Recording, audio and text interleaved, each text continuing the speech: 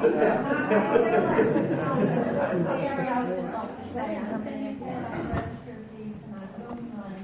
re-election, and I appreciate all your support. I'm Mary P. Brown, and I'm running again in 2014 for clerk of court, and I'd like y'all to vote in support. And thank y'all for letting me serve as your clerk of court. Ready?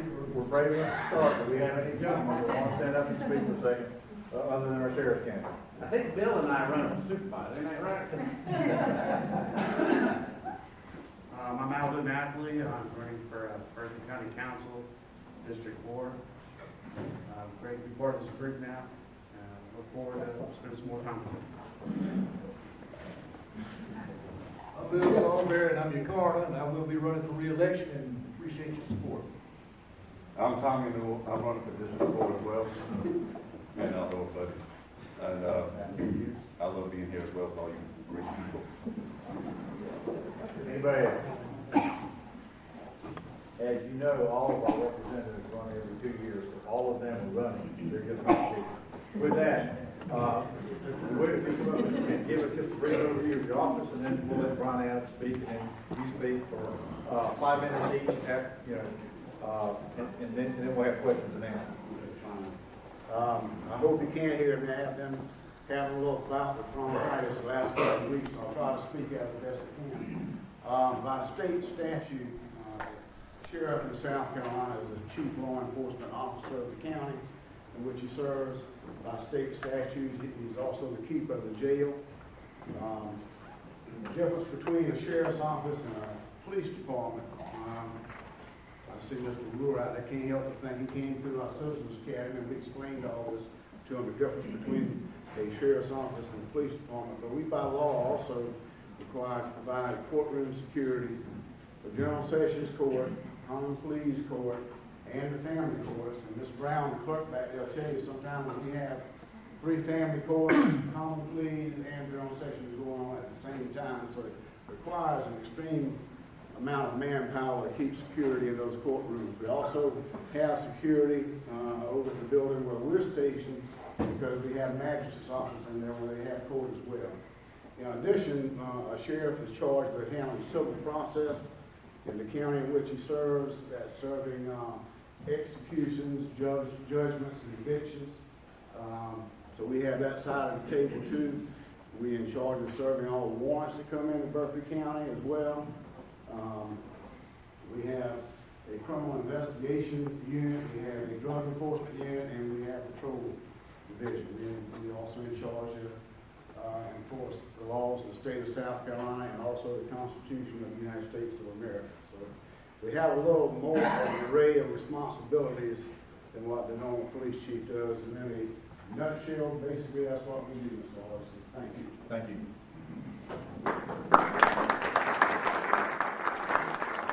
With that, we'll have Brian Adams come up and speak for about 5 minutes.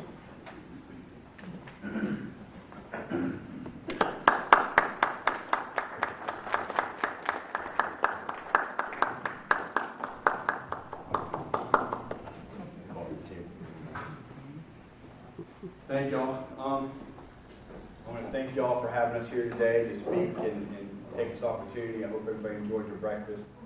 I am Brian Adams, and what I want to do is kind of give you a little bit of background about myself, my past history and career, and then a little bit, a couple about my ideas. One of the, my personal history, I was actually born in Mount Clemens, Michigan. My dad was in the Navy. We got transferred down to here. I was down here at a very young age. I'm the youngest of 3 boys. So I'm the baby, of course, like 44. That was a surprise. My mom just made her mad. But I'm 44, and we moved down here when I was about 3 years old. And then I went to College Park Elementary, the middle school, later going to Stratford High School where I graduated. While I was at Stratford High School, I met my high school sweetheart. We fell in love, we got married, and we just celebrated our 19th wedding anniversary this past November. So anybody can deal with me that long, it's got to be something good at. She's actually sitting back there. She looks a lot better than I do. We have 4 kids. We have a 17-year-old, a 15-year-old, and 2 13-year-olds. That's how I got my little girl. finally got my girl. So we're also members of Bethany United Methodist in Somerville, and we've been members there for a little bit over 10 years. My career, I knew at a very young age, I always wanted to be in public safety. I knew it from the time I could start speaking. That's what I wanted to do. I wanted to be in public safety. So as soon as I got old enough, I started volunteering at Carey Fire Department as a fireman. Didn't really like that too much. I didn't think that was very smart going into burning down buildings, something with firemen in here.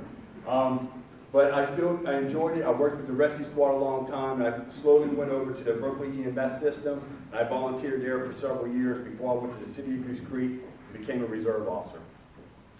I remained there at Goose Creek as a reserve officer for about 1.5 years or so until they hired me full-time as a police officer, and I stayed there for about 3.5 years. It was a great foundation for me. I enjoyed it, the police department, but it just wasn't kind of what I was looking for as a police officer. I knew I wanted to be in narcotics. That was my goal. So I left from there and went to the city of North Charleston, where I'm still at today. I'm actually a lieutenant down there. I worked my way up. I'm a lieutenant over the Special Sections Unit. So as I'm working my way up, I've been in patrol, I've been in detectives, I've been in narcotics, and our street crime unit, which we call the speed team.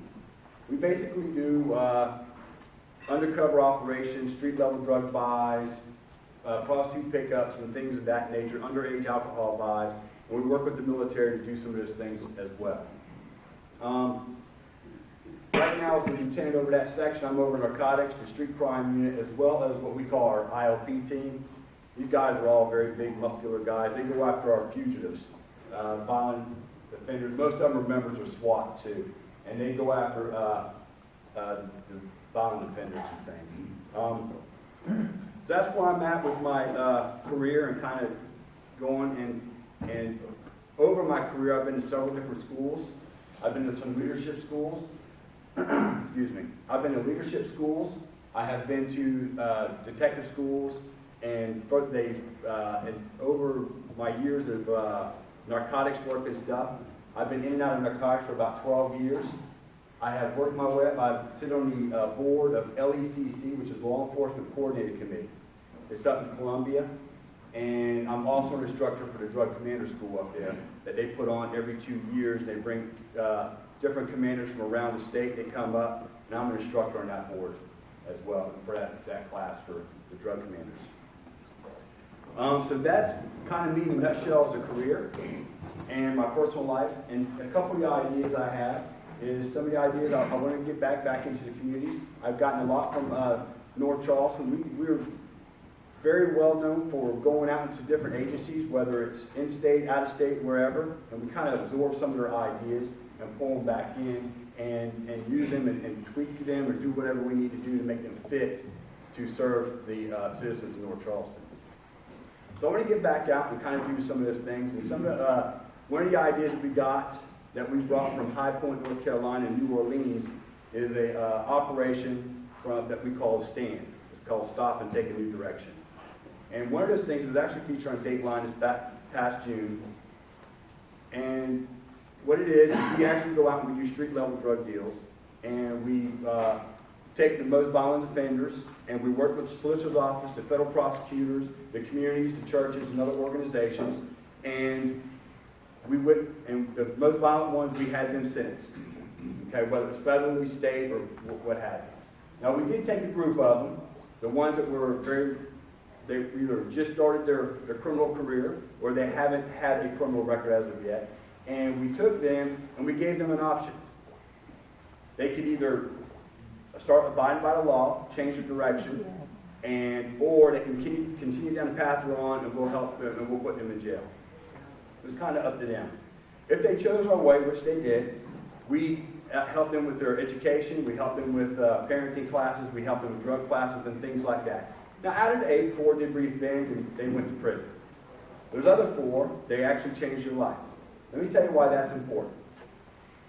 Ultimately, we know the kids in the home like that, they're going to grow up the same way. It's no different than a lot of children grow up in a home with alcoholics or drug abuse.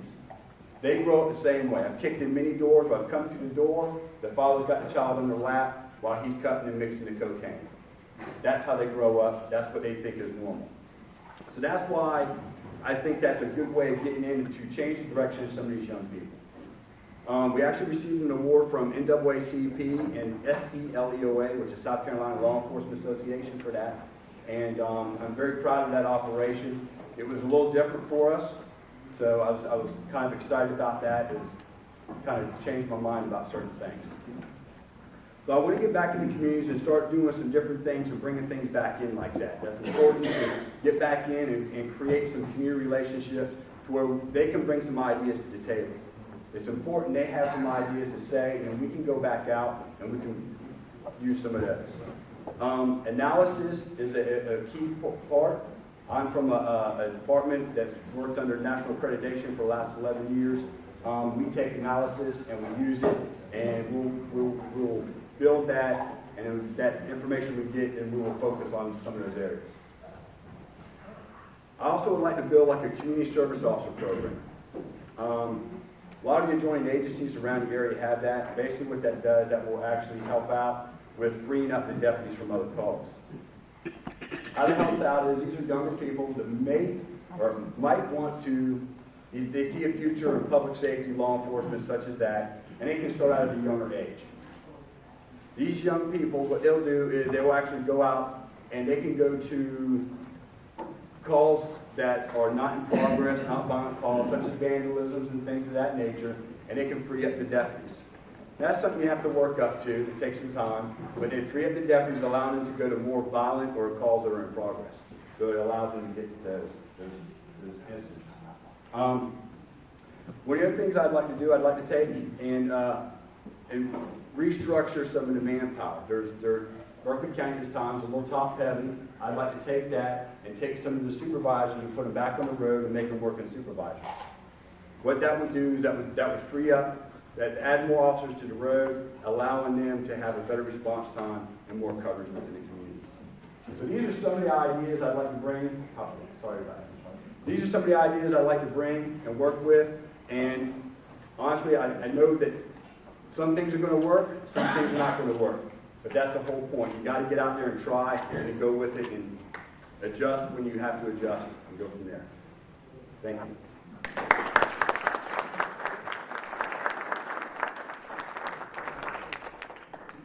Sure.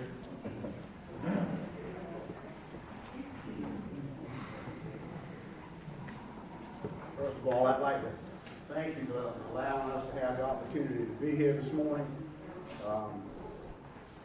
I want to begin by telling you this as well. I recognized many years ago when I first ran for the office of sheriff, I met with some of my supporters, and they told me something that always has stood out in my mind. It said, if you win the election, you win the office, you serve as sheriff, remember, you only occupy that office as long as the citizens and the taxpayers allow you to occupy that office. That is an office of trust. That office does not belong to you, and I fully understand and recognize that fact. It does not belong to me or any other individual. It belongs to you, the citizens, and the taxpayers of this county. And I fully understand that. I tried to work very hard in the years I've served as your sheriff to gain your trust and respect, to build an agency that was rather very small. And to give you some kind of idea, I started working there in September of 1974. At the sheriff's office. There were 11 deputies countywide. No criminal investigations, no warrants division, no civil process. Each deputy had to do it all. And we had 24 hours down on the southern end of the county. The northern end of the county, a deputy sheriff came out and worked all day and went home at night. And if they got a call, they had to come back out. No overtime was paid back in those days. I served under 4 sheriffs. I think I've learned a little bit from each one of them. Well, some had good points, some had bad points. That was my opinion. I figured I could maybe work through this and build on those good points and build a respectable agency. And I think we've gotten to that point. I think we've gotten to the point that we've built a respectable agency. We work very closely with Charleston County, Dorchester County, all the agencies in the Tri-County area we work very closely with the coroner. My guys and women will tell you up front that one of the biggest items on my agenda is showing respect until it's deemed to be otherwise. And that's even when you confront someone out there who has committed a crime, because they're not guilty until they've been adjudicated in court of law. But I'll stand behind each and every one of them when it comes to that point in time when they have to use force to effect an arrest or do what's necessary to get that person out of custody. And I'll stand behind them when they make a case against somebody who's maybe a son or a daughter of a family friend of mine. That's just the way it is. A lot of you in this room, I've told when I've talked to you before, and this gets me kind of soft sometimes, but I've had a son that had drug problems. I've never hid that from anyone. I've worked with him through the years, throughout the years, and he's finally overcome that problem. So I understand firsthand what drugs do to families. Nobody has to tell that to me. So I have a passion for enforcing our drug laws. A very sincere passion. And I love taking cash and property from drug traffickers and putting it back into our office and using it to further enhance our drug enforcement. It does me good, it does you good. It saves on tax dollars. And I can tell you our drug enforcement unit is pretty much self-funded except for salaries. All the equipment that they have is paid for by your local drug dealer. The only thing we can't pay out of those monies are salaries. Not allowed to do that. So that's the only thing, dime they get from you out of your pocket is to pay their salary. Everything else is confiscations and seizures. I made a few notes here, some things I just want to touch base with you that I've seen happen with our sheriff's office throughout the years. We had set some goals that we wanted to accomplish. One of the first ones was to become a state-accredited agency. Berkeley County Sheriff's Office has never been accredited. We made that back in the year 2000. It's not a hand-given thing. You have to go back through the reaccreditation process every 3 years, and we've maintained that accreditation. We set another goal out there we decided we wanted to reach. And I say we, because this is not a one-man show. It's not an I do, I did type situation. It's teamwork. Got some of the team here today. We have staff meetings every other week. If we need to have them more often, discuss an issue, we do that. But that other goal I'm telling you about, we want to attain national accreditation as well, because there's only 32 other law enforcement agencies in the state of South Carolina that have achieved that goal. Of course, North Charleston being one of them. So we worked very hard at that. And we had a team of assessors come into our agency back last year with one of the toughest guys I think I have ever met. But it paid out in the long run for us, because when that assessment was done, he did an interview with me and the staff and told us, he said, you have come a long ways, you worked hard. I spent a lot, he was there day through night for like 4 days and stayed on the site with us. But he said, and I was sweating the whole time. What is he going to tell me? What is he going to tell me? He said, my report is going to be a very favorable one for you. So we achieved the national accreditation. We'll be formally given the certificate at the county council meeting on February 10th. One of the commissioners will be coming down, possibly two, to make the presentation then. And it makes us one of 626 law enforcement agencies nationwide who achieve this goal. Another unit we have working with us right now, I'm very proud of. You've probably seen it in the newspapers and the TV in the last couple of years about numerous arrests of persons downloading child pornography. One of those investigators happens to work at the Berkeley County Sheriff's Office. And the great thing about it, the realm of his investigations is not just Berkeley County. I can walk in his office and he's got some sophisticated equipment in there. He's on the Attorney General's task force. And it's always in there. And I'll ask him, I said, Murph, we scanning all kinds of databases here. And he not only picks up on the ones in Berkeley County, but he just picked up on one in Myrtle Beach last week. And of course, we shared that information with Myrtle Beach PD. They went in through the home on a search warrant, seized the computer equipment, the data, and effected an arrest on that individual. But it's extremely annoying to know how many of those perverts that we have out there right now trying to penetrate and violate our young people. And it's just a terrible situation. We had 17,000 active arrest warrants when we first took office. We got that narrowed down to 9,000 now.